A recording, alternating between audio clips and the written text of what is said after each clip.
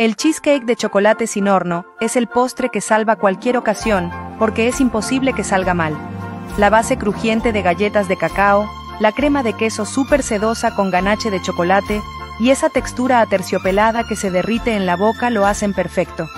Solo necesitas batir, mezclar y refrigerar unas horas, sin estrés de horno ni temperaturas complicadas.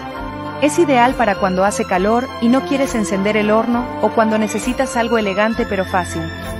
El sabor intenso de chocolate hace que parezca mucho más elaborado de lo que realmente es. Si quieres aprender más recetas como esta y conseguir recetas gratis, únete al grupo que está en el link de mi perfil.